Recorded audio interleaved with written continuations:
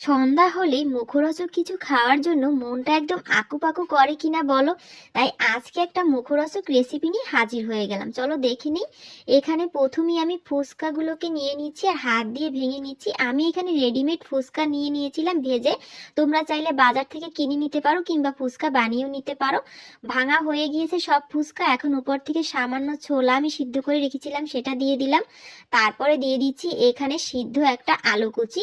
আর এটা দেওয়ার পর আমি এখানে শসা কুচি দিচ্ছি, তোমরা চাইলে টমেটো কুচিও দিতে পারো, আমার কাছে ছিল না তাই দেইনি। এরপর আমি দিয়ে দেব সামান্য একটু টক দই। আমি এই টক দইয়ের মধ্যে একটুখানি চিনি মিশিয়ে নিয়েছিলাম। আর এটাকে দেওয়ার পর আমি এখানে দিয়ে দেব, এখানে তেঁতুলের সস দিচ্ছি, তোমরা চাইলে তেঁতুলের কাতও দিতে পারো কিংবা তেঁতুলের রস দিলেও চলবে।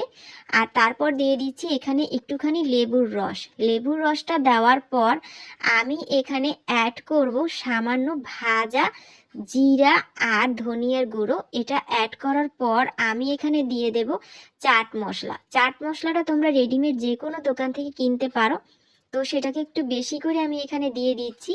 আর এটা দেওয়ার পর আমি একটা লেবুর খোসাকে একটুখানি গ্রেটারে ভালোভাবে গ্রেট করে নিচ্ছি উপর থেকে। এই লেবুর খোসাটা দিলে কিন্তু মুখে যখন পড়বে স্বাদটা খুব ভালো আসে, তাই অবশ্যই এটা দেওয়ার চেষ্টা করবে। আর লাস্টে আমি আবারও একটুখানি টক দই উপর থেকে ছড়িয়ে দিচ্ছি, খুব সামান্য পরিমাণে ছড়িয়ে দিলাম। আমার চুরমুর একদম তৈরি। এই মজাদার রেসিপিটি তোমাদের কেমন লাগলো অবশ্যই তৈরি করে খেয়ে আমাকে কমেন্টে জানাতে ভুলো না। আজ তাহলে চলে যাচ্ছি, সকলেই ভালো থেকো, আল্লাহ হাফেজ।